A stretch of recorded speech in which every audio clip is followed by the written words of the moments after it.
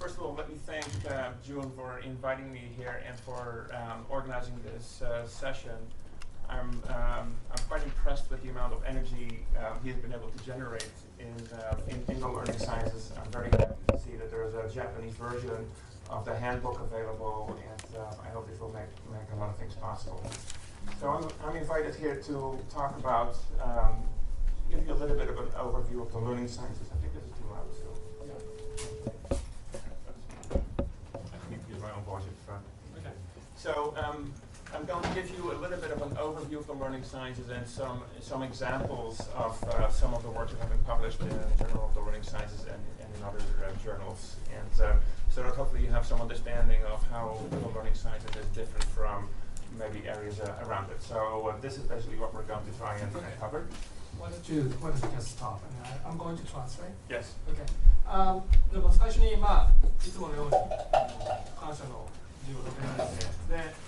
これは意外と不思議なんですが、望月さんもそうですけども、今回その学習科学ハンドブックっていうのを翻訳してるっていうのを、日本の方々にはもちろん分かっていただきたいんですけど、海外でその話をすると、さっきのヤンみたいに、それをよく頑張ったねって言ってくれるのが不思議でしょうがない。だけども、今のところどうもそうらしいです。だからいろんな形で、国際的にそのラーニングサイエンスというものを分かってもらえるような努力をしていることは非常に変われていて、望月さんの血のにじむような努力が報われているというで、今日のアウトラインは、まずオープニングでいろいろ皆さんにお考えいただきたいところから始まって、やっぱりなんて言っても学習科学は要するに他のディスプリンとどう関係していてどう違うのかというところを一言で申し上げますとみたいな話があって、それからパストという RE スタディーズの話があって、Recent Studies の話があって、フューチャーについては今のところヤンが考えていることを少し述べさせていただきますというお話でし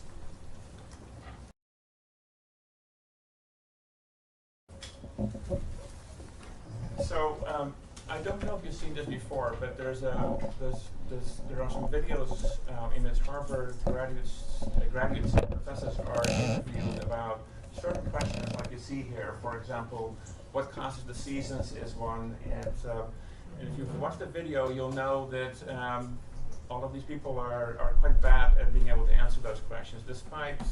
their science education over many years. And there are some other questions. For example, they're shown a tree trunk and asked where the stuff in that tree trunk has come from, and if it had anything to do with, for example, coming out of the air as opposed to coming out of the soil. And so people are remarkably bad at answering these kind of questions after 12 years in science education. And so now you might say that they haven't been taught these kind of things, so maybe they're being tricked up a little bit. But for science educators, when this was discovered, it was quite shocking. このスライド、いや、僕も初めて見せられて、昨日の夜も話してたんですけど、ハーバードのグラデュエートが実際にプロフェッサーからこういう質問をされて、例えば What causes the seasons に質問されて、and summer the earth is closer to the sun とか、でも小学校でもこれ言いますよ。それで、ここら辺とかが面白いんですけど、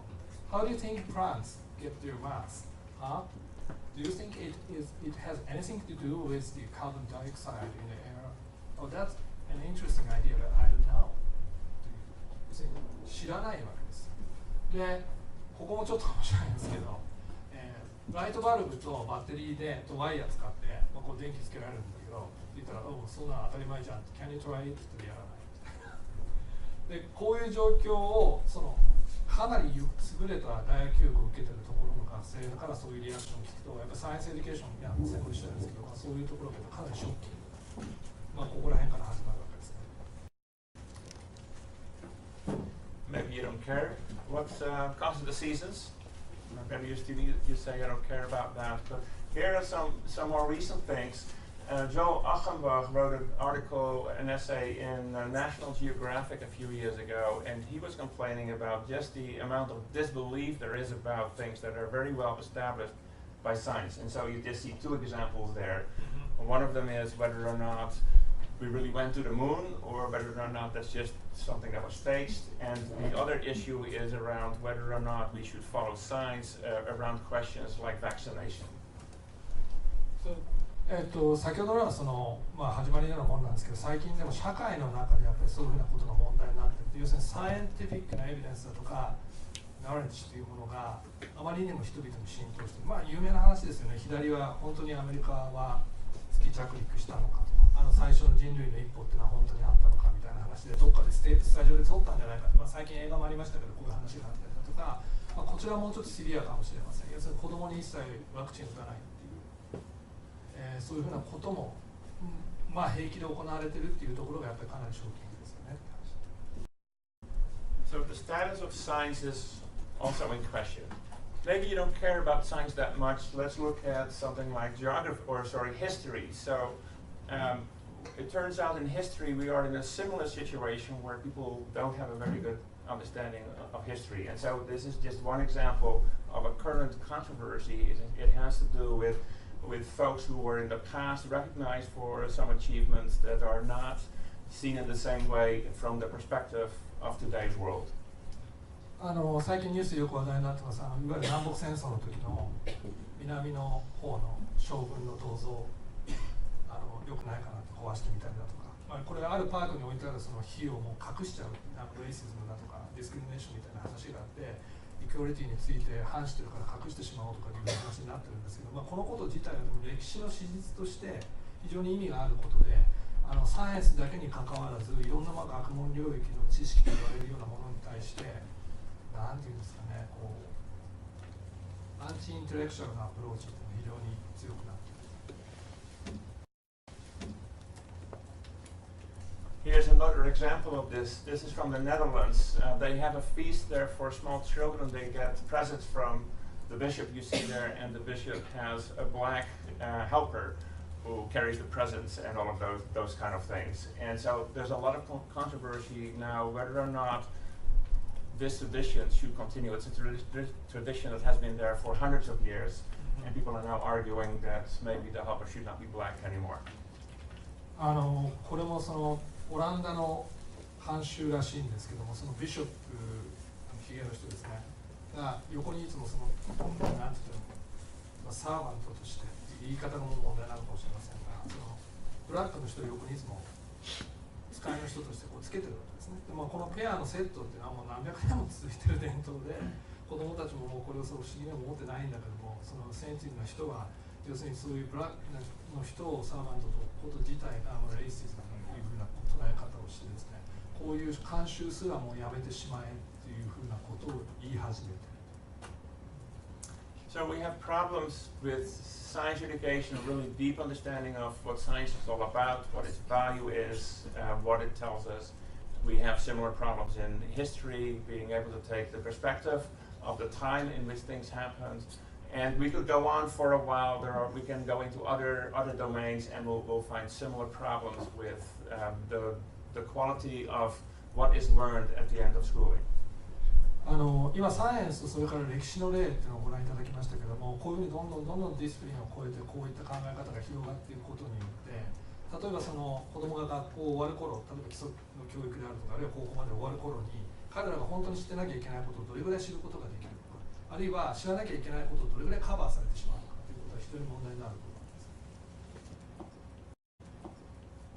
So that was meant to be a little bit of motivation in terms of, we're doing quite well with education, but we also have lots of room for improvement. So I'm now going to introduce the learning sciences to you in the next section. でそういうふうな問題意識を受けて、実際に本当に何をどういうふうに理解したらいいのか、どういうふうに深く理解しなきゃいけないのかというようなことについて学習科学というものを今後また今までもたくさん考えてきているわけですけども、ここで彼の目から見た学習科学というのはどういうものかというのをご紹介したいと思います。So this is my definition of the learning sciences. It has these three areas in it and intersecting with each other. One is what we know from research about learning over many decades. The second one is the context in which learning takes place. And the third one is the designs that we create to make learning possible. And I'm going to elaborate on all of these in the next few slides after this one. 彼はラーニングサイエンスというのはこの3つのパースペクティブから捉えていこうとしている。当たり前なことながらラーニングサイエンス実際リサーチですから、その学びについてのリサーチというものをずっとここ数十年やってきてて、そういったもの、それからその中で一つ学習科学の特徴的なものっていうのが、その学びの起こるコンテクストっていうことに対して非常にセンシティビティが高いということですね。でこの後のスライドのご紹介があると思いますが、クラスルームですら、一つのコンテクストに過ぎない、いろんなコンテクストがあって、そこでどんな学びが起きるのかということが問題にされて、で最後はデザイン、設計ですよね。実際にそこで何が起こるのかって見るだけじゃなくて、そこをエンジニアしていこうという努力が絶え間なく行われる。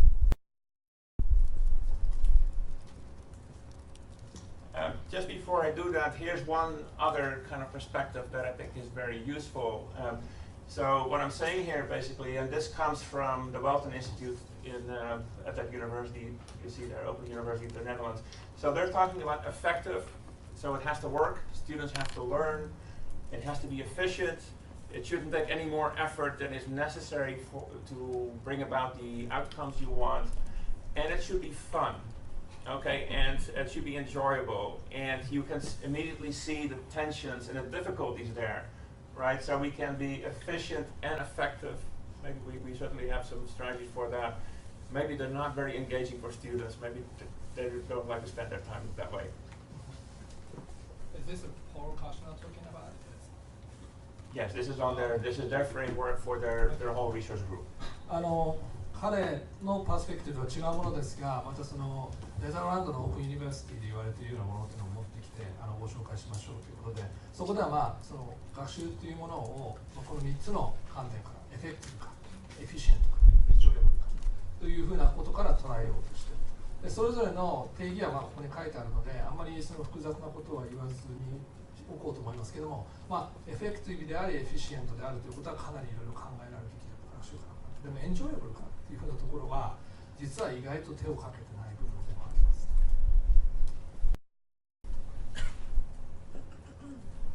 Okay, so now we're going into the three parts. So just a little bit first, just to kind of show you how our understanding or our ideas about learning have changed over the last few decades. So, and this came out of a project we did for the Hong Kong government in terms of giving some advice to curriculum developers about what they needed to know about learning. So first of all, we still have behaviorism. It's still there, and it's still useful for certain kinds of things, but I don't want to talk about that too much. I would say the first major breakthrough that's worth noticing here is what was called a cognitive revolution. So this is about, using metaphors from computers, for example, to understand memory, thinking, and all of those kind of things. And I won't read through all of this here. Metacognition started to be introduced in the late 70s. That's part of that. Then you see, then we go a little bit further. This is more the constructivism. So we're thinking about that our knowledge is constructed. We have to make sense of the information that we encounter. And then in about 1989, there's a whole bunch of things that happened all at the same time. So Vygotsky's work became available in English. We also have the paper on situated cognition. We have the very important book by Leighton Wenger on learning in communities. And so now this idea that learning is very, very social in a community becomes very important. So we have this kind of trend over these decades. Most of these theories are still very important, so they're still all there. It's not like one replaces the other. They're all still there, and we have kind of conflicts and debates between them. これ香港で、その学びの変遷、学びの理論の変遷っていうのを教えていくときに使われるような例なんですけれども、10年単位ぐらいでこういうような、あるいは途中20年みたいなところありますけど、こういうふうにフェーズが入っていったりと。でサイコロジー勉強された方はご存知の通り、学習に話が入ってくるのビヘイビアリズム、行動主義からも話が入ってきて、でその後、いわゆる内的表彰というか内部見ていかなきゃいけないよねっていうのでコグニティブのところが出てきて、でこの頃からそのインフォメーションプロセッシングアプローチ、情報処理アプローチみたいなもののハワード・ガートナーが言うみたいな認知革命みたいなのが1950年の半ばに起こってから60年こういうふうな動きになってきて、でその終わりぐらいから、アンブラウンだとかジョー・キャンピオンなんかはそのメタコンディションみたいな話をメタメモリーという話を始めてからソーシャルコンストラクティビズムっていう状況になるわけですね。この社会構成主義のところでコラボレーションやパーソナルエピステモロジーやシェアドレギュレーションみたいな話が今も続いているわけですけども、この後理論的なやっぱりブレイクスルーで学習科学の中で起こったブレイクスルーの一つっていうのはもうシチュエイティブコンプリッションと、まあ、コミュニティオブラーナーズとかコミュニティオブプラクティスとレイバンド・ウェイガーの本とか、まあ、そこら辺なんか来ててでどんどんなんか立ち返り出てきてるように見えるんですがビヘイビアリズムはじゃあ今ないかというとそういうわけでもなくて、コグニティブズは今ないかというとそういうわけじゃなくてというふうにこうオーバーラップしていろんなものが教育の中に浸透しているものですから逆に言うとコンフリクトも起こりやすい例えばここで書いてありますように、まあ、アクイジションメタファーみたいなものとパーティスペーションメタファーみたいなもののコンフリクトではやはりかなり顕著に現れているしラーニングみたいなものとナレッジクリエーションやナレッジビルディングみたいなものをしかるべきコンフリクトであると。Okay, this is one of the most important slides I think we have here. So this is the How People Learn report. It came out in 2000, and it was a summary, a synthesis of a number of decades before that in terms of what the research on expertise and the research of learning was saying. And so I start all my learning sciences courses with this slide, and I tell my students to put it over their bed and to at least know this part. And so I'm focusing just on three things here. These are the three things that are really very broad but very important. And then the rest of it is kind of implications of those three things. So the first one is simply that students have their own ideas about how the world works, and we need to be aware of that when we design our instruction. And I would say not only ideas, but also beliefs, attitudes, all of these kind of things. So there's a lot of stuff that students bring into the classroom. The second thing we know is that experts know a lot. Okay, so they know a lot of facts, they know a lot of concepts, but they need to have a way to organize that. If it's not organized, they're not going to be able to retrieve it when they need to use that knowledge. So that's, I think one of the findings here is simply that how much experts actually know, that this was much underestimated before that research was done. And then the third part is the metacognitive approach. So reflection on learning, planning, all of these kind of things are extremely important. So if you take these as three kind of big ideas for designing your learning environments, I think you're really on a good path. Of course, this was 2000. We've made progress since that time, but anyway, this is a good starting point. これが多分今日のトークの中で一番重要なスライドになるかもしれませんとおっしゃってました。要するに学習っていうのを備えていくときにいろんな研究はあるんだけどその中で本当に分かったこと誰もが自信を持って言えることは大体大きく3つあると。で一つはとにかくラーナーは何か知ってるんだと。で何か新しいことを学ぼうとするときに必ず彼らなりのパースペクティブっていうものをそこに持ち込んでくるというものが一つでもう一つはやっぱり理解するってことは知識の量も増えるし構造も複雑で、そんなに簡単にいろんなものが理解できるわけでもないしそれやっぱりエキスパートを見ると、まあ、そういったものがですねディープディスプリナリーノレッジというものがやっぱ学習科学の中で問題されるときには表層の何かをたくさん覚えてるだとかスピーディーにそれを思い出せるとかっていうことがターゲットなんではなくてそもそもそのコンテンツが何なのかということを理解させるということがターゲットで最後が、メタコグニティブパースペクティブですね。メタ認知的な部分っていうのが何を知ってるかと同じぐらいあるいはそれ以上に重要であるとこの先何を学んでいくかとか今知ってることの何が足りないのかっていうふうなことを考えていくっていうまあそもそもこの3つなんだと。でこれはこっちに行くに従ってそれがどういうインプリケーションになっていきながら学習環境をデザインするときにはそれがどういうふうに使われているのかという話をさらに続けていきます。Okay, so that was the kind of the research side of things. Now we're looking at the context. So what I've done here is just to give you kind of an impression of the different contexts that learning scientists work in as they try to design for learning. So here you see a very ordinary physics class, nothing particularly special about it except that the kids are really, really collaborating and really engaged. This is use of mobile technology, of course, in geography. That's a museum. Right, so this is out of school learning. This is a lecture room, but kind of a modern lecture room. You see this technology there a lot. There's lots of screens and things like that. This is field study, and this is in a virtual world. So this is on a computer screen in a computer world. And so this is just to give you an indication of a little bit of the variety of the context in which learning scientists are thinking about learning. 学習科学の研究者が学習っていうものを特定のコンテクストで考えていくときには、その彼なんかがパッと思いつくのでこんな感じのものがあるよって話をして、例えば一つには教室の中で、そこフィジックスのクラスだって左上の写真言ってましたけども、それでもやっぱりみんなが一生懸命顔を突き合わせてコラボレーションしてるっていうところを分析するのも非常に大事だ。でそれからもう一つはそのジオグラフィーみたいなのをやるときにモバイルアプリ使いながら街中を歩いていったりとかするようなものもあれば、ミュージアムや、美術館といったようなところに行ってそのインフォーマルラーニングのコンテクストのようなもので学習する場合、あるいは最近の、日本でよく流行ってますけどアクティブラーニングスタディオと言われるような感じの新しい体系の学習環境の中での、学習、あるいはフィールドトリップやエピステミックゲームと言われるような、そのサイバースペースでの環境というものも充実してきています。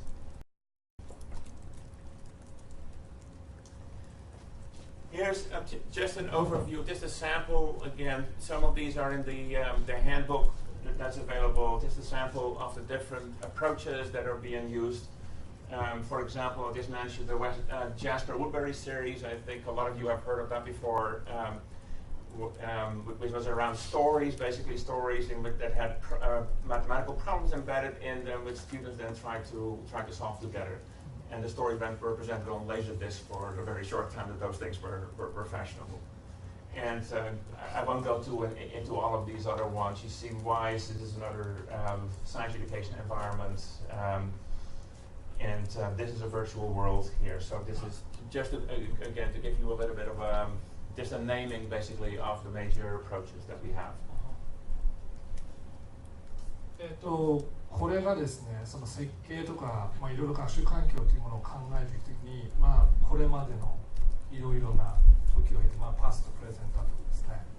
プロジェクトっていうのをネームを上げてみるとここにこれだけ出てきますよ。ジャストアウトレイプログラムっていうのは、皆さんご存知だと思うんですけども、バンダービルトのジョン・ブランスフォードのグループがずっと作ってた10人ぐらいのストーリーがあるんですけど、算数教育の。あとはポストインコミュニティ・オブ・ザ・ラーナーズだとか、ジャイアント・コルダンのラーニング・バイ・デザインだとか、マーシャル・イン・ワイズだとか、ナンシー・ソーマンのバイオキストのコン・トゥ・チューダー、キャリンガーだとか、コネクティブコード、これヤスミン・カーファイズ、コネクティブコード。いや、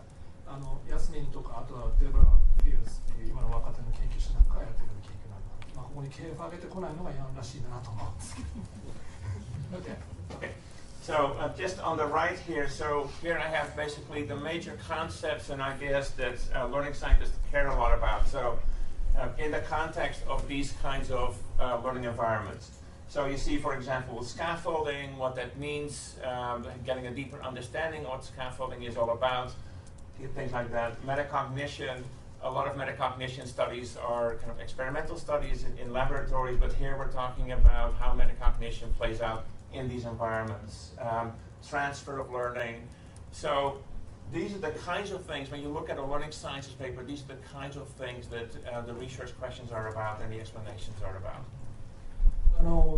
ラーニングサイエンスですと学習科学の研究の中で、今先ほどご紹介したようないろんな学習環境というのを設計し改善していくという研究が行われる中で、実は非常にセオリティカルなアプローチとしてはそこにいくつかのコアな学習科学のコンセプトというものについてかなり深く検討しつつそれを改善していくというようなことが行われていて、先ほど挙げてましたスキャフォールディング、足場掛けというものはその中でも非常に代表的なものですし、先ほどの3つのキーポイントの中の一つであるメタ認知みたいなものもそうです。あるいはトランスファーオブラーニングっていうのは起こるようで起こらないと、いやいつでも起こるんだと、いろんな議論がありますけれども、そういった議論の中で、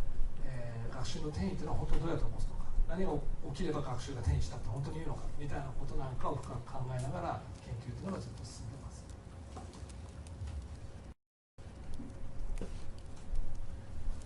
This is an overview for the research side in terms of what kind of studies learning scientists do. So there's a lot of design research. If you're from a technology field, you will know how that works, basically, because this is used very much in other fields like computer science and different areas. There's a lot of ethnography of the communities in which technology is being used and where people are interested in those kind of questions that I just mentioned. Case studies. often in the learning sciences, what a case study is somebody has a new perspective, a new theoretical perspective on something like transfer. So there's a problem, there's then the new idea about transfer, and then there's the case study about how this new idea can be used and how it then shows something that we couldn't understand before about case studies. And we have experiments, but we have experiments in real world context. So we're not talking about laboratory experiments so much as quasi experiments in classrooms and other settings. これは多分 JLS をエディトリアルしている彼の立場から、今までの、十何年かにわたるいろんな研究をまとめて大体これぐらいに4つのカテゴリーになると。で一つは皆さん本当にご存知の通り DDR とデザインリサーチと呼ばれるようなもので、これしかないのかなと思ったら意外と論文を見ていただくと分かるんですが、エスノグラフィーとか結構あるんですよね。で、ここら辺はいいとして、で多分このエクスペリメントもリアルラーニングコンテクストの中でのエクスペリメント。要するにいくつかの条件というのが自然と出来上がってくる中でその間を比較するというふうなことであるとか、あるいはアクションリサーチのようなものをここでうまく結びつけたりするんでしょうけど、多分この中で JLS に一番特徴的なのはケーススタディーズだと思います。すなわちこのケーススタディーズっていうのが新しいアイディアをいろんな人に出してくる。でその後それをいろんな人が DBR やエスノグラフィーやコーディエクスペリメントなんかを使ってもっとよくしていくために最初の紹介みたいなものが大体多くの場合ケーススタディーズ。Okay, so just as other points down here. So basically, for studies in the learning sciences, we're not just looking for pre and post results and showing that there's a difference there, but we want to know what in the learning environment, what in the teaching would produce those findings. In other words, being able to explain the gains that we have. So typically, we have multiple data sources for this, and we have typically qualitative as well as quantitative data in the same study. 学習科学の研究には2つ特徴があってですね、1つは、今のお話にあったみたいにプリポストだけで伸びたらいいっていうことを言ってもまず通んないんですよね。でこれはカンファレンスのプロセディングとしてもそうなんですけど、なんで良くなったのかっていうことと、絶対に最初に設計した通りやったから良くなっただけじゃねえだろうって必ずみんなに思われて、何がそこに付け加わったんだとか、どういうことが起こったんだ。でそれを、最近で言うと日本語でとこないですけど、ミックスメソッドアプローチと言われるような、コンティテイティブとクオリテイティブの両方でがっつりフォーカスしていくというふうな研究が、とにかくウェルカムされる。This is a contrast then with other fields that are around the learning sciences. I won't go to all of this and all of the details, but math and science education, for example, the focus there really is the learning in that particular domain, right? So we're not talking so much about general questions like transfer and those kind of things, but we're talking about how well students are learning the concept of mitosis or something like that. Then educational psychology is really more, it's about beliefs and all of these kind of things, conceptual change, all of that within individual learners, and so on. Educational technology also has kind of its own flavor in the sense that it really does often come from the technology. So it's kind of how can we design technologies or use technologies as opposed to some other place to start from. So the learning sciences basically uses from all of these approaches. So it's or all of these fields. It's an interdisciplinary field to achieve the things that I've mentioned before. このスライドの中で LS 以外の4つのものっていうのはそれぞれもう本当に確立した研究領域であることは間違いなくて、でそういった領域の中で研究が進んでいることは言うまでもないんですが、 LS がじゃあどこが他と違うかというと、ここら辺のそれぞれがある程度、例えばコーニティブサイエンスなんかインターディスプリナリーサイエンスなわけですけど、それをさらにまた融合してリアルコンテクストの学びにチャレンジするっていうようなことをやってるわけですね。で今はこのマスでサイエンスエデュケーション、あるいはエルサイク、あるいはエデュテック、コグニティブサイエンス、それぞれ説明しませんけれども、LS はそれをまたさらに大きくフォーカスしようとするようなやり方をするので、パラダイムだとかメソドロジカルアプローチっていうのにやたら複雑になるんですよ。So the shape of the field at the moment, we often in education have complaints that what we do doesn't make impact on the real world. Actually, especially in the United States, we, over the last 20 years or so that this field has existed, we have made some impact. And I'll just mention two. One of them is that learning scientists have been on the teams that have generated a number of reports in the United States, including the next generation science standards, for example. And I just found out that actually the standard for technology educators includes keeping up to date with the research on learning, and particularly in this field of the learning sciences. So I was glad to see that has made it into standards as well. So and then on the right hand side, yes, you see things like that have been mentioned already. We have journals, we have a handbook, and we have a network of academic programs around the world, doctoral programs. There's about 30 of them, I think, at the moment in different countries where graduate students are being trained in this field. でその学習科学の研究っていうのはどういうふうに本当に実社会にインパクトを与えてきているかって、これは教育講話会なんかでもこれからまたさらに考えていかなきゃいけないような問題ですけれども、ご存知の方もいらっしゃると思うんですけども、LS の研究者たちは、ある種、特に US の研究者たちはそのポリティクスのポリシーメイキングの世界に入るのが意外とうまくて、でHow People Run というような本の中で市民に向けてのいろんな啓蒙書みたいなのを書いてみたりだとか、やっぱ最近の一番大きなヒットはNCSS に大きな影響を与えるコミッティボードのメンバーの中に学習科学の研究者がたくさん入ってて、でまたその次のセカンドエディションでもビル・ペニーをはじめとしてHow People Run の新しいバージョンでも LS の People はやっぱり結構頑張るようなことがある。あとはこういうスタンダードの中に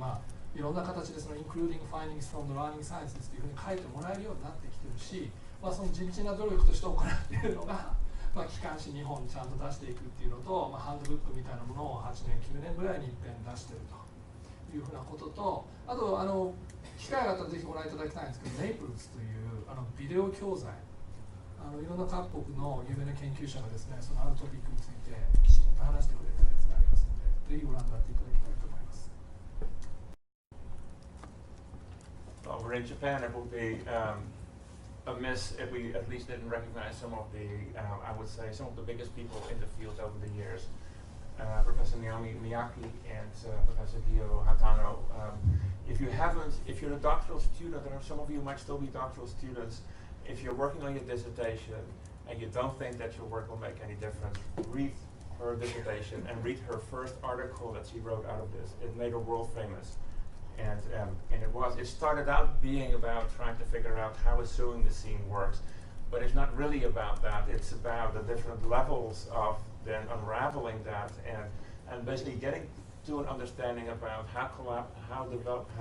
understanding develops during a collaborative act. And so this became a major influence on the field, and it was her PhD thesis. 1990年代の中盤ぐらいですね、ヤンが PhD のティス書いた時もそうですし、僕が書いた時もそうですけど、頃とにかく嫌になるほど、直美さんの研究や畑先生の研究を見てると、これどうやって超えたらいいんやろみたいな感じのところは誰もが本当に考えていて、それはもう直美さんのコグニティブサイエンスの研究なんかでもサイテーションナンバー半端ないですからね。で、ギオ先生の方はまたこれ非常にうまく最近ですがアダプティブエクスペティーズみたいなコンセプトで、今でもいろんな著名な研究者がそれをベースにですね、新しい理論を作っていこうとしている人たちがいて、もう次の世代の人たち、僕らも含めてですけど、大変だなと思うのは、これをどうやって乗り越えていくかっていうのは正直頭が痛いところでもあります。Okay, so that was kind of an overview of the field. What I'm going to do in the next 2 slides is talk very briefly about 2, I think, really important studies that give you a flavor of the kind of research that learning scientists do. And then after that, I'll move on to some very recent studies. で、初めにこれから古いの2つ、古いって言ってもそう古くないですけど、初めの頃の顕著な研究を日本語で紹介して、その後プレゼントの研究4つ。Okay, this is Bridget Barron. Now, you probably know that when students work in groups, small groups to solve problems or to do something else, it doesn't often work in a very fair way. You know, if your group has somebody who's really smart, really good, really driven, you're going to do better as a group than other groups. So this is what was known. So what Bridget Baer was interested in is, but you know, it can still go wrong. The collaboration can still go wrong. So she wanted to control for smartness, so to speak. So she gave a class of students working with a Jasper problem. She gave them an achievement test on mathematics, and she took only students that were scoring above the 75th percentile on that test. このブリジットの研究非常に有名で、When Smart Groups Fail 聞いたことある方も多いと思うんですけども、うちもゼミでは必ず読んでるっていうふうな研究でもありますけども、Jasper Problem っていうのを使ってブリジットがやったことは、特にスマートな人、いわゆるそのマスとかの点数でこう 75% 以上、要するにトップ4分の1だけの子どもたちを集めてやってみた。So this is a very clever design, I think. So first of all, she's controlling for the high ability level in mathematics problem solving. Then she gave teams and individually the students problems to solve. And then she separated the teams into the high performing and low performing ones. And she wanted to see what the difference was. She ruled out a number of hypotheses to begin with. And so what she was left over with in the study was then the interpersonal interactions in the groups. そのトップ 25% の子どもたちを集めてきて、3人でジャスパーの問題を解かせると。で、スマートな子どもたちですから、みんな解けてもおかしくないんだけども、実は成功するグループと失敗するグループに分かれると。そう分かれていったら、一体なぜそこは失敗し、そこは成功するのかっていうものをリバースエンジニアかけて、でその仮説をもう一度戻って検証するというようなことをやっています。So she came up with basically 4 types of interaction, and the first one here is simply the 3 people in the group are working independently of each other. They're all on their own trying to solve the problem, and so they're not hearing the good suggestions that there might be. The second one is, and this is the last of the 3 pictures he has about this, so it's 2 working together, and the third one has an idea, but the third one cannot get into the conversation. They're just not listening to that third person. Then this one, it's kind of, again, so 2 people working. The other one is just sitting there, but thinking and listening to what's going on, and eventually that leads to an idea that becomes useful, but it's very, very inefficient. And then the last one is really, you can see the kids kind of facing each other. This is really co-construction here. They really are collaborating properly. 3人スマートキッズを集めたところで、コラボレーションもスマートかというとどうもそういうわけではなくて、典型的に見られるのはスマートな子供は一人でやりたがるんで他の人と競争したがるってだからコラボレーションしないわけですね。Competing to know、 要するに自分で何とかしようとするから相手の言うこと聞かない。あるいは3人いても2人だけはペア組んで、こちらもある意味そうなんですけども、2つのパターンみたいなのが見られたのは1人がどうしても取り残されてる、いろんな理由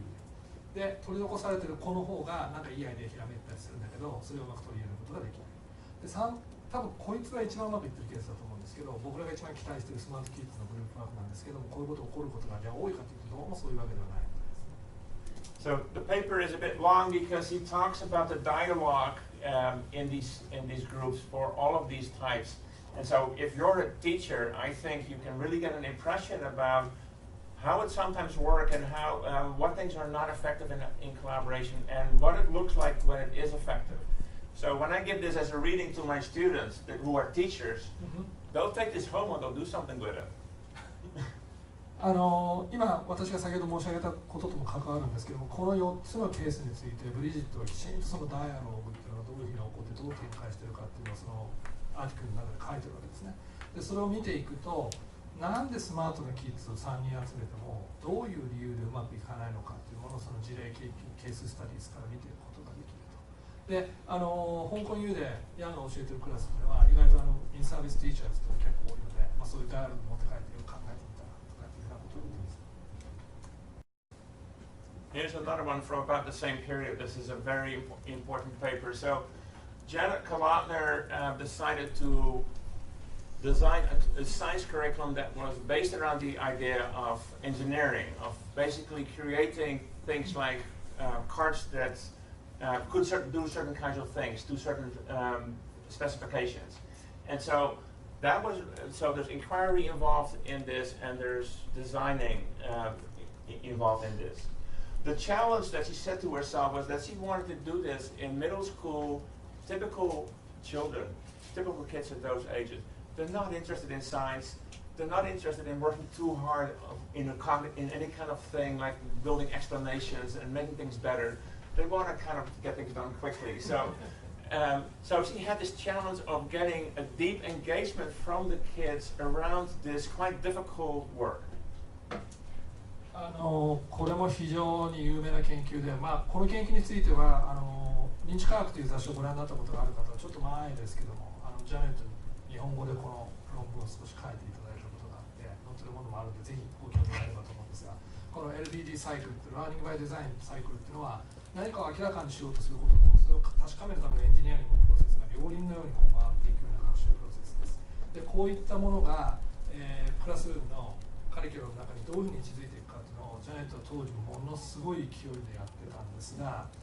なんせジョージアテックってアトランタにあるんですけど、そこら辺のなんかイメージ分かれる方はそうかもしれないです。子供が勉強するのそんな好きなわけでもないし、大体何でもはいはいはいって言われたことパーってやって終わらせたがりが多いというようなところでですね、どれぐらいこれをうまくすり込んでいくことができるかってどういう判断ですか。So what the paper is about is talking theoretically about the two different perspectives she brought in, and then all the stuff that she and her team had to do to make this work in the classroom. And so on the right-hand side here, you see small group rituals, things like messing about, design experiments, and so different kinds of activities that had different goals and different foci, but also community rituals. So they were really helping to try and develop a kind of a culture in the class, a culture of doing inquiry, a culture of setting a high standard, and all of that. So you see things, gallery walk and poster presentation. And so she was saying that after some time, when the students get used to these things, and they'll say, hey, it's time for us to have a poster presentation, so we can share our work with each other. こういうやり方がですね、多分ジャネットの踏ん切りが良かったところだと思うんですが、なんせそんなにやる気のない子たちなんで、ビヘイビアリストアプローチとは言わないまでも、いろんなリチュアルというようなプラクティスを何の目的のためにどうしてやるのかということをきちんとデザインして、バーッとそのデザインのカリキュラムの中に入れていくわけです。それでそれをやると、最終的にはそれが彼らのクラスルームのいいとするなり、そしてコンベンションになっていくと、そのアクティビティ自体っていうのを将来的に子どもたちが自分たちで自分の学びを進めていくときの一つのモジュールの武器として使う。よし、今からじゃあペーパープレゼンテーションがあるとか、今からテラリングウォークがあるとかというふうなことができるようになるんだっていうのがもう本当に彼女の、プラクティカルなパースペクティブからの言い分で、ここら辺のアイデアが余計な話だけすると経理となかなかうまく相性が良くなくて結構揉めたことは覚えてるし、いつかヤンがセッションコーディネートした時にジャネットとマリーに話させてもらったんですけども、僕で何も止められなかった。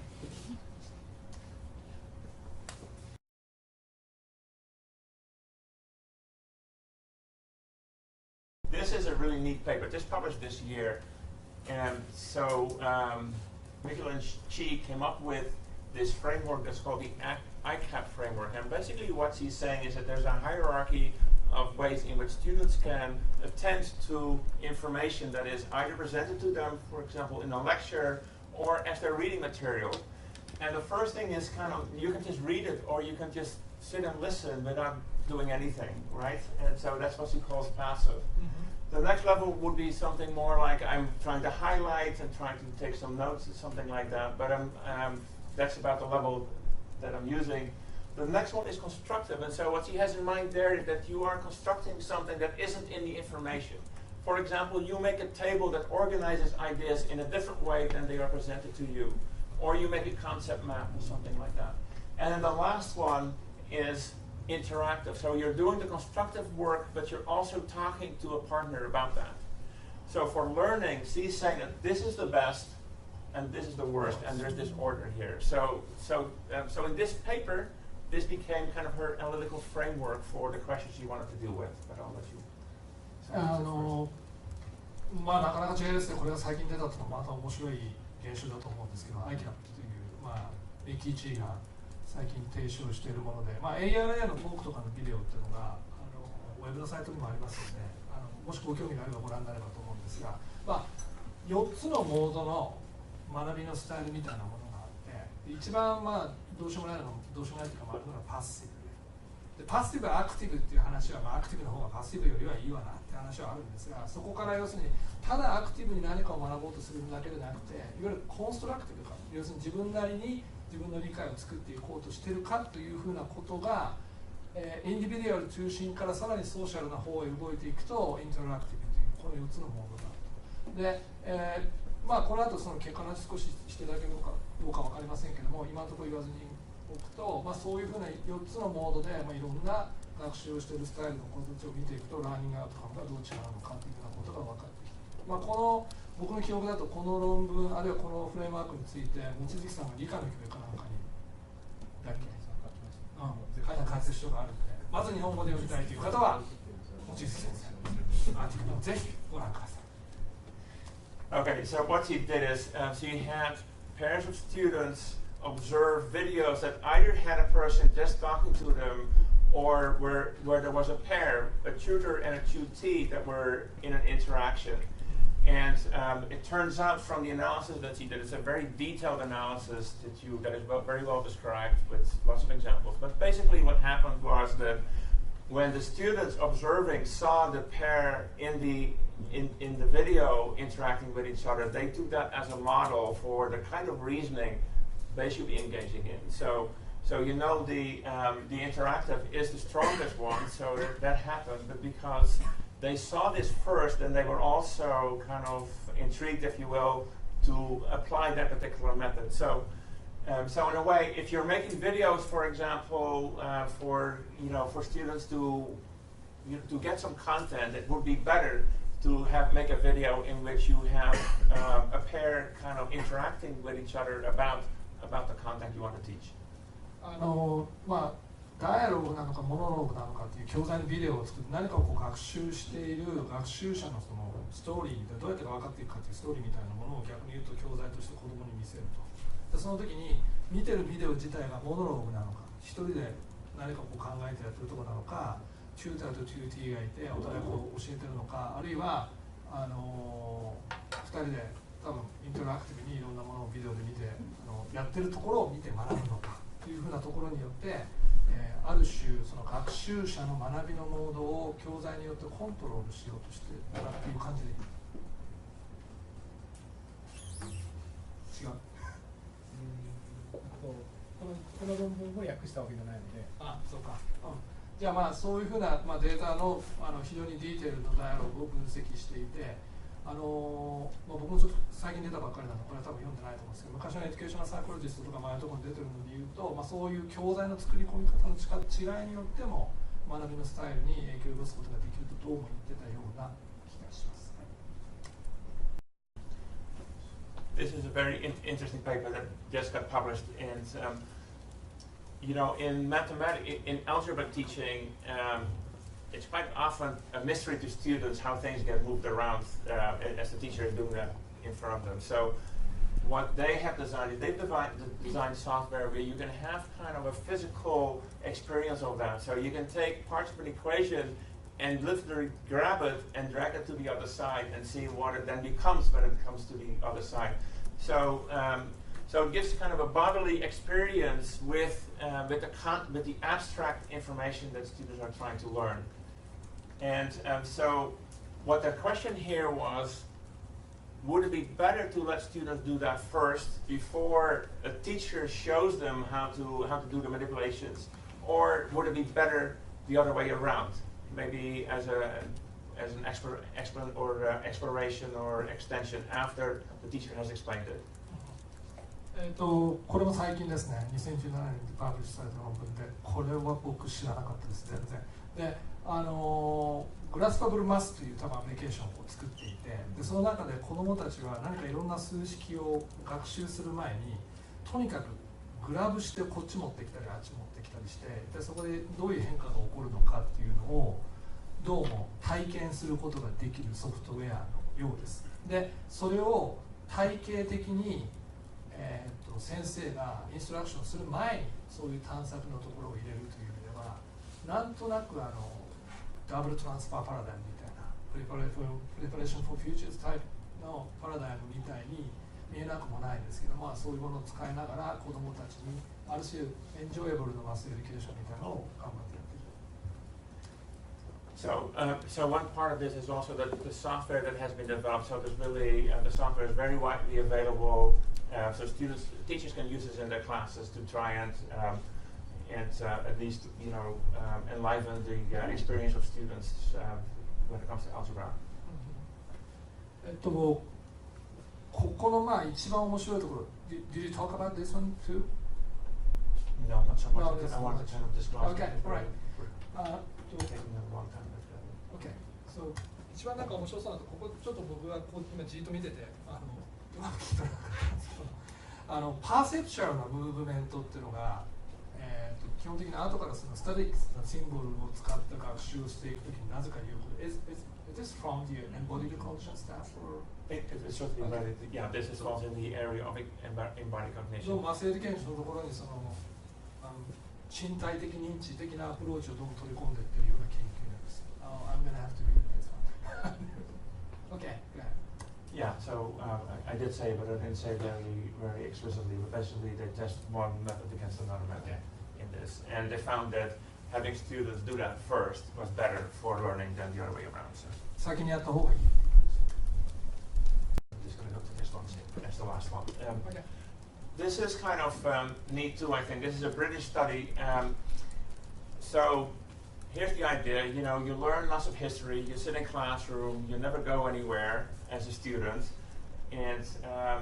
you could do other things. So with mobile technologies, other things are possible. So what they've done here basically is they've gone through a site that was very significant in the Second World War in England. They've gone to that site, and they have archival materials about that site. So, for example, in one location on that site, there was one of these hiding places. Yeah. Right. So when the students go to the site, they at a given point they'll say there's a note on your iPad that you can access via your iPad about this place, so you can see that information, and then the students can also have an emotional response to it. So it's kind of like standing in this space that is right above where this room was where people hid during the war. So they act this out, and they can record that with their iPads. They can record sounds about this and all of this kind of thing. And so what they're trying to do is, try to get a connection between the place, between the archival material that they otherwise would be studying. In the classroom, they would really only have the picture. That would be a picture in the textbook, right? So the place, the archival material, and their own emotional response to it. And you can imagine, that history is going to be more memorable and also more fun if you do have some kind of emotional reaction to what it is you're learning. So that's what they've tried to do. It was really more a methodology paper about how to study this kind of question. So how to study when you go out, when a class goes out and uses mobile technology in this way. And so I won't go to the details of this so much, but they basically have different layers of information that come into it. And the other thing was that the students themselves make artifacts about the experience that also then get folded into that. So. これがプレゼントスタディの最後のやつで、さっきちょっと飛ばされたのがユリー・ブレンスキーのやつなんですけど、こっちはいわゆるそのジオグラフィカルあるいはヒストリーみたいなのを学習するときに、そうですね、分かる人も分からない人もいると思うんですけど、書を持って街へ出よう的なアプローチのやり方ですね。iPad の中にいろんな情報が入ってて、それを持って実際にそのフィールドに行ってみて、実際そこで何が起こったかっていうのを教室の中でただ聞いてるだけじゃなくて、自分たちで感じて、今のそこはどうなんだとか言って何が起こったんだみたいなことを、エモーショナルな部分も含めて記録を取っていくというふうな学習の仕方です。で、セオレチカルなペーパーで、メソロジカルな提案をしていくというペーパー出しかったらしいので、その実際に集まってくるデータっていうのをどういうふうにレイヤリングしていくかであるとか、あるいは、子どもたち自身がどういうふうなアーティファクトを作っていたかというようなことを多分ケーススタディで分析していると思います。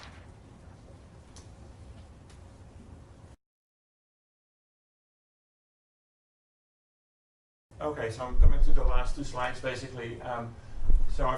This is just a summary of what I've tried to do with you this afternoon. So, first of all, I started out by saying that there are some problems with learning, both with the outcomes in terms of what students learn in the end, the depth of what they learn, the engagement that they have with their learning, and also the authenticity of the learning experiences. And so the first few slides were to some extent about that. If you look at the research, the examples I've given and other examples as well, then I would say these kind of things. So I would say it aims for innovative designs, something that's really trying to change educational practice with good outcomes, good engagement, and authenticity. It's a mixed quest of adding theory and understanding how to design these learning experiences for large-scale use. So if you compare with psychology, for example, then the experiments are very, very, very rigorous. That same kind of rigor is not possible when you go to a messy site often. There are methodological issues around doing that. So people try to do the best they can in those kind of situations, but we do want to study in the real messy situations in which students are learning. So if you think about here's a diagram that's often used for this. So you can think about, like up here, for example, it's this is very good for adding generalizable knowledge, but not necessarily aiming at direct application, right? And then down here you've got something that is not so good in terms of theoretical knowledge generation, but it gets things done in terms of making a light bulb or something like that, right? So what we're talking about here is a little bit more up here. It's not, it's trying to make it as strong as possible in terms of new theoretical insights about scaffolding and all of those kind of things, but also usable so that we end up with designs that can be used in classrooms and in schools. 一言で申し上げますと、皆さんご覧になったことがあると思うんですけど、いわゆるパストゥールのクワドラントと言われるような研究のタイプの分類のところで言うと、学習科学っていうのはパストゥールみたいなことをやりたい人が集まっているところだと。Use Inspired Basic Research という、いわゆるセオレティカルにも冷たいんだけど、そのベーシックなものがリアルコンテクストで生きないと意味がないという。これちょっと難しいんですけどね。だからこそ学習科学っていうのはイノベーティブなデザイン、グッドアウトカムを導き出すイノベーティブなデザインっていうのを考えたいわけだし、そこでは要するにスチューデントのエンゲージメントも高いし、そのコンテクスト自体がオーセンティックなきゃダメだと。そういう意味ではそのセオリーと、実際に学習環境をどういうふうにデザインしたらいいのか、それもいろんなところでというふうなことに、焦点を置きながら研究をやっているようなものということですね。Okay, so in terms of theory, then what we seem to be able to get out of this are these kind of things, right? So we are getting a better understanding about how collaboration in a real context in which kids are collaborating on problems, how that works, what can we say about how collaboration works, how it doesn't work. The same thing with authenticity. I mean, this is a word that we often throw around, but what does it actually mean in the context of kids learning in school in a particular subject area? And a better understanding of the cognitive engagement during instruction. So the Chi paper, for example, that I showed is very much about that. We have different levels of it. We have a very clear understanding now of where a particular kind of approach to instruction or to learning would fit and how it can be better. And also we're starting to get a much better understanding about how our body can be involved in the cognition, in the thinking, and in the learning. これまでの研究、そして今ちょうどこの数年出てきているようなことが全部含めてまとめてくれてるんですけども、やっぱり根本的には学習科学はソシオコグニティブダイナミクスのコラボレーションというのを明らかにしようとして、協調の中でソシオコグニティブダイナミクスというのはどういうふうになっているのかというこの理解を深めていこうとするようなものは、さっきのブリッジコラムの研究も含めて非常にたくさんあります。で、またその中でコンテクストとしてはステムエデュケーションがターゲットになることが多いので、そこでの、いわゆるオーセンティシティと言われるような、要するに何を学べば本当に科学学んだことになるのかとか、マスマティクス学んだことになるのかというふうなことに関するベータアンダースタンディングもできてきてるし、インストラクションやってる時の、ある種のそのラーナー側のコグニティブエンゲージメントというのはどういうものかとか、先ほどのミッキー・チーの研究のようにICAP みたいなフレームワークで分析することもできるようになってきてるし、そして最後にこれ先ほどのグラスバブルマスでしたっけ、やり方もそうですけど、ボディリーエクスペリエンスっていうのがどういうふうにコグニションに影響しているかっていう、要するに体を使っていろんな認知的なことを学習するというふうなことが、最近富に言われるようになってきています。After all that, you might want to, be a student again, go back to the classroom and experience your science education, your history education in a completely different way from what you experienced as students. But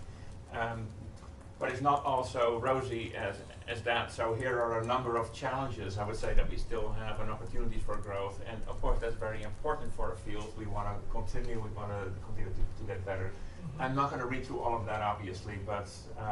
there are some things that are very important in the field. One of them, I would say, were this, for example, here. This is what some people in leaders in the field are really talking about that. So we don't have enough of the classrooms where the bottom of society, basically, in terms of like that. So the kids that need assistance for food and all of these kind of things, those kids often are not studied very much. So that's one big issue. I would say getting broader. A lot of this work is based in the United States, some in Europe, a little bit in Asia. We'd like to see a lot more of that, I think, because I think Asian countries have a particular perspective on learning that is that is very interesting, and I think that's very powerful and actually could make it better for all of us. So I think it really would be very valuable to see more work from different countries in Asia coming. So I'll stop talking here. Okay. これから見られる、あるいは今まさに台頭してこようとしているいろんなトピックやチャレンジというのが学習科学の中でもあるんですけども、特にヤンが一つだけ挙げるとすればっていうところあるかな、underprivileged population といういわゆるそのジャスティスとか、イクイティの問題ですね。イクオリティじゃなくてイクイティの問題を学習科学は最近非常にセンシティビティが高く、トランプが大統領になった後すごい勢いで取り上げている状況はあります。ですがそこでできればいろんな、特にボトムの子たちの成長っていうのがこれから社会を逆に言うと良くしていくために非常に大事だという考えているところもあって、そういうところに注力していく、というふうなトレンドが結構起こっている。Okay. I need to say thank you very much, and I want to especially thank June again for you've got this talk twice now, so I hope that the translation certainly make it easier to understand. これでお願いします。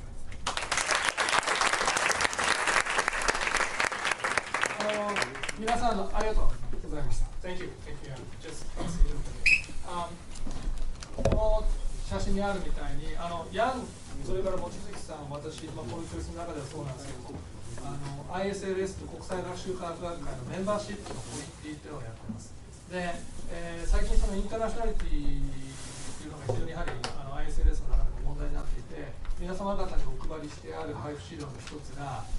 国際学習科学学会のリーフレットのブロシュアです。日本語でも作りましたし、今結構な言語できたんですよね。アラビックだとかチャイニーズだとか、この間ターキッシュもやれたし、英語があって、フレンチがあってという多言語化をですね、ものすごい勢いで進めると本当に大丈夫かと思うんですけど、いうようなものです。ですので、ちょっとお手に取って、またいつか機会があればお通しください。いろんな形で、この学会の、に対する興味を持っていただければと。で、先ほど望月さんの方からこれを絶対忘れずに言うようにというふうに言われたんですけども、来年、ちょっと今言うのなんかはばかられるんですけど、ロンドンで ICLS インターナショナルカンファレンス・オブ・ラーニング・サイエンスというのが6月頃にあります。で、プロポーザル、ペーパーのサブミッションデューが、11月の17日ということになっておりますので、もしご興味があればぜひ、チャレンジしていただければというふうに思います。